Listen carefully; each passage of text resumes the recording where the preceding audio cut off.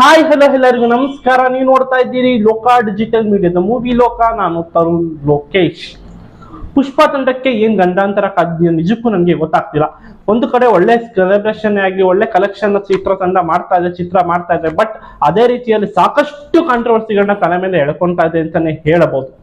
ಏನದು ವಿಚಾರ ಅಂತ ನಿಮ್ಗೆ ಹೇಳೋದಾದ್ರೆ, ಕನ್ನಡಿಗರ ಕೆಂಗಣ್ಣಿಗೆ ಗುರಿಯಾಗಿತ್ತು ಪುಷ್ಪ 2 ಚಿತ್ರತಂಡ. ಯಾಕೆ ಅಂತ ನಿಮ್ಗೂ ಚೆನ್ನಾಗಿ ಗೊತ್ತು. ಅದ್ರ ಬಗ್ಗೆ ಸಪರೇಟ್ ಆಗಿ ವಿಡಿಯೋನ ಮಾಡ್ಬಿಟ್ಟಿದೀನಿ. ಬೇಕಾದ್ರೆ ಅದ್ರ ಬಗ್ಗೆ ನೀವು ವಹಿಸಬಾರ್ದು ನೋಡ್ಬೋದು. ಆ ವಿಚಾರವನ್ನ ಸೈಡ್ ಇಡೋಣ.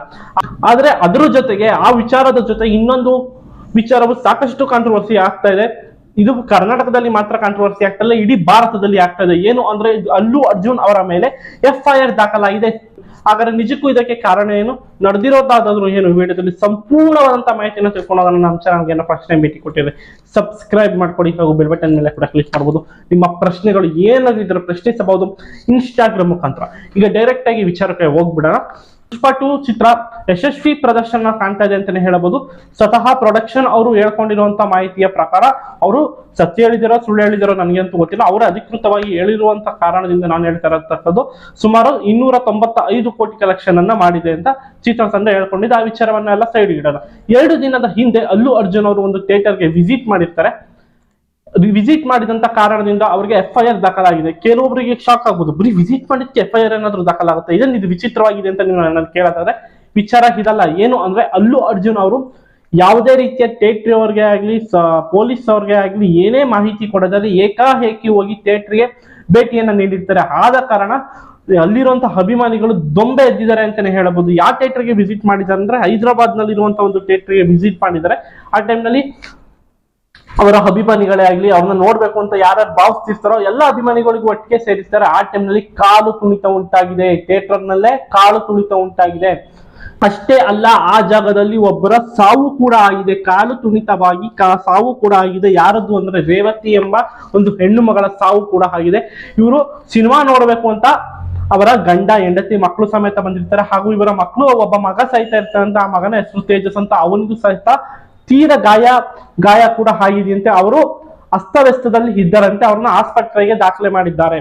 ಈ ಕಾರಣದಿಂದ ಯಾವುದೇ ರೀತಿಯ ಮಾಹಿತಿಯೇ ಕೊಡದಲ್ಲ ಏಕಾಏಕಿ ಬಂದಿರುವಂತ ಕಾರಣದಿಂದ ಅಲ್ಲು ಅರ್ಜುನ್ ಅವ್ರ ಮೇಲೆ ಕೇಸ್ ದಾಖಲಾಗಿದೆ, FIR ದಾಖಲಾಗಿದೆ ಅಂತ ಹೇಳಬಹುದು.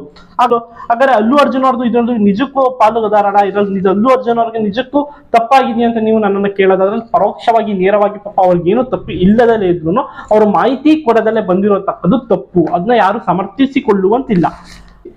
ಈ ಹಿಂದೆ ನಮ್ಮ ರಾಜ್ಯದ ಚಾಲೆಂಜಿಂಗ್ ಸ್ಟಾರ್ ದರ್ಶನ್ ಅವರು ಸಹಿತ ಒಂದು ಹೇಳಿಕೆಯನ್ನ ಕೊಟ್ಟಿದ್ರು. ಅದನ್ನ ನೆನಪಿಸ್ಕೊಳ್ಳೇಬೇಕು ಅಂತಾನೆ ಹೇಳಬಹುದು. ನಾನು ಯಾವುದೇ ಥಿಯೇಟರ್ಗೂ ವಿಸಿಟ್ ಮಾಡಕ್ ಹೋಗೋದಿಲ್ಲ. ಯಾಕೆ ಅಂದ್ರೆ, ಆ ಟೈಮ್ನಲ್ಲಿ ಆ ತರ ನಾನು ಏನಾದ್ರು ವಿಸಿಟ್ ಮಾಡಕ್ ಹೋದ್ರೆ ತುಂಬಾ ಸಮಸ್ಯೆಗಳು ಉಂಟಾಗುತ್ತೆ, ಥಿಯೇಟರ್ಗೆ ಯಾರು ಗ್ಯಾರಂಟಿ, ಆ ರೀತಿ ಅನೇಕ ಹೇಳಿಕೆಗಳನ್ನ ಕೊಟ್ಟಿದ್ರು. ಈ ರೀತಿ ಮುಂದಾಲೋಚನೆ ಮಾಡಿ ದರ್ಶನ್ ಅವರು ಹೇಳಿಕೆಯನ್ನ ಕೊಟ್ಟಿದ್ರು, ಆ ನಿರ್ಧಾರವನ್ನ ತಗೊಂಡಿದ್ರು ಅಂತಾನೆ ಹೇಳಬಹುದು. ಇದೊಂದು ವಿಚಾರವೇ ಅಲ್ಲ, ಯಶ್ ಅವರು ಬರ್ತ್ಡೇ ಟೈಮ್ ನಲ್ಲಿ ಯಾವುದೋ ಒಬ್ಬ ಅಭಿಮಾನಿ ಸಾವಿಗೆ ಶರಣಾಗಿದ್ರು ಅಂತಾನೆ ಹೇಳ್ಬೋದು. ಏನೋ ಬ್ಯಾನರ್ ಕಟ್ಟಕ್ ಹೋಗಿ ಏನೋ ಒಂದು ಸಾವಿಗೆ ಶರಣಾಗಿದ್ರು. ಇನ್ನೊಬ್ರು ಏನೋ ಬರ್ತ್ಡೇ ಸೆಲೆಬ್ರೇಷನ್ ಮಾಡ್ಕೊಳಲ್ಲ ಅಂದಕ್ಕೆ ಪೆಟ್ರೋಲ್ ಏನೋ ಸುರ್ಕೊಂಡು ಸತ್ತೋಗ್ಬಿಟ್ಟಿದ್ರಂತೆ. ಈ ರೀತಿ ಅನೇಕ ಘಟನೆಗಳು ನಮ್ಮ ಭಾರತದಲ್ಲಿ ಈ ರೀತಿ ಮರುಕಳಿಸಿ ನಡೀತಾನೆ ಇರುತ್ತೆ. ಇದಕ್ಕೆ ಕಡಿವಾಣ ಅಂತ ಹಾಕ್ಬೇಕಾಗಿರತಕ್ಕದ್ದು ನಮ್ಮ ಸರ್ಕಾರಗಳು ಹಾಗೂ ಆಗಿನ ನಟರು ಸಹಿತ ಇದಕ್ಕೆ ಕಡಿವಾಣವನ್ನ ಹಾಕ್ಬೇಕಾಗುತ್ತೆ. ಈಗ ಅಲ್ಲು ಅರ್ಜುನ್ ಅವ್ರದ್ದು ನಾವು ತಪ್ಪು ಅಂತಾನು ಹೇಳಕ್ಕಾಗಲ್ಲ, ಸರಿ ಅಂತಾನು ಹೇಳಕ್ಕಾಗಲ್ಲ. ಏಕಾಏಕಿ ಅದನ್ನ ವಿಮರ್ಶನೆ ಮಾಡಕ್ಕೆ ತಪ್ಪಾಗುತ್ತೆ. ನಾನು ಈಗಲೂ ಸಹಿತ ಹೇಳೋದು, ನಾವು ಕನ್ನಡಿಗರಿಗೆ ಅಂತ ಮಾತ್ರ ಅಲ್ಲ, ಇಡೀ ಭಾರತದಲ್ಲಿ ಯಾವ ಸಿನಿಮಾ ನಟರಿಗೆ ತುಂಬಾ ಅತಿರೇಕಕ್ಕೆ ಅಭಿಮಾನವನ್ನು ಏರಿಸ್ಕೊಂಡಿರ್ತಾರೋ ಅವ್ರಿಗೆ ಹೇಳ್ತಾ ಇರತಕ್ಕದ್ದು ಏನು ಅಂದ್ರೆ, ಒಂದು ನಟನನ್ನ ಪ್ರೀತಿಸಿ ಗೌರವಿಸಿ, ಯಾರು ಸಿಕ್ಕೂರೆ ಖುಷಿಯಿಂದ ಒಂದು ಸೆಲ್ಫಿ ತಗೊಳ್ಳಿ. ಅದನ್ನ ಬಿಟ್ಟು ಇಷ್ಟೊಂದು ವಿಪರೀತವಾಗಿ ಅಭಿಮಾನವನ್ನು ಏರಿಸ್ಕೊಂಬೇಡಿ. ಈಗ ಈ ಹೈದರಾಬಾದ್ ನಲ್ಲಿ ಈ ರೀತಿ ಘಟನೆ ಮರುಕಳಿಸಿದೆಯಲ್ಲ, ಒಂದು 5 ಲಕ್ಷನೋ 10 ಲಕ್ಷನೋ ಪರಿಹಾರ ಕೊಡ್ತಾರೆ ಅಲ್ಲು ಅರ್ಜುನ್ ಅಂತಾನೆ ಇಟ್ಕೊಳ್ಳೋಣ. ಆ ಮಗನಿಗೆ ಅವ್ರ ತಾಯಿ ಮರಳಿ ಬರ್ತಾರ, ಯಾವುದೇ ಕಾರಣಕ್ಕೂ ಇಲ್ಲ. ಅವ್ರ ಗಂಡನಿಗೆ ಹೆಂಡತಿ ಮರಳು ಬರ್ತಾರ, ಯಾವುದೇ ಕಾರಣಕ್ಕೂ ಬರೋದಿಲ್ಲ. ಅಟ್ಲೀಸ್ಟ್ ಒಂದು 50 ಲಕ್ಷ ಪರಿಹಾರ ಕೊಟ್ಟರು ಅಲ್ಲು ಅರ್ಜುನ್ ಅವ್ರ ಅಂತಾನೆ ಇಟ್ಕೊಡೋಣ, ಆಯ್ತು. ಆ ಮಗುಗೆ ಯಾರು ದಿಕ್ಕು, ಅವ್ರ ಗಂಡಿಗೆ ಯಾರು ದಿಕ್ಕು ಗೊತ್ತಿಲ್ಲ. ಇದ್ರ ಬಗ್ಗೆ ಏನ್ ವಿಮರ್ಶನೆ ಮಾತಾಡ್ಬೇಕು. ಅಲ್ಲು ಅರ್ಜುನ್ ಅವ್ರದ್ದು ಸ್ವತಃ ಇದರಲ್ಲಿ ತಪ್ಪೆ ಅವರು ಹೇಳಿ ಬರ್ಬೇಕಿತ್ತು. ಬಟ್ ಅವ್ರನ್ನೇನೋ ಅವ್ರು ಕಾಪಾಡ್ಕೊಳ್ಳಕ್ಕೆ ಅವ್ರ ಬಾಡಿ ಗಾರ್ಡ್ಸ್ ಅಂತ ಇರ್ತಾರೆ, ಸುತ್ತಮುತ್ತ ಕಾಪಾಡ್ಕೊಂಡ್ಬಿಡ್ತಾರೆ. ಸಾರ್ವಜನಿಕರನ್ನ ಯಾರು ಕಾಪಾಡ್ತಾರೆ, ಪೊಲೀಸರು ಬಂದು ಕಾಪಾಡ್ತಾರ, ಅವ್ರಿಗೆ ಲಾಠಿಲ್ ಹೊಡೆದು ಕಳಿಸಿದ್ದಾರೆ, ಗೊತ್ತಿಲ್ಲ.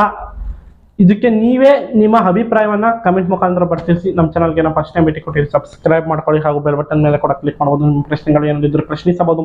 ಇನ್ಸ್ಟಾಗ್ರಾಮ್ ಮುಖಾಂತರ ನೋಡ್ತಾ ಇರಿ ಲೋಕ ಡಿಜಿಟಲ್ ಮೀಡಿಯಾ. ಇದು ನಮ್ಮ ಜೀವನ.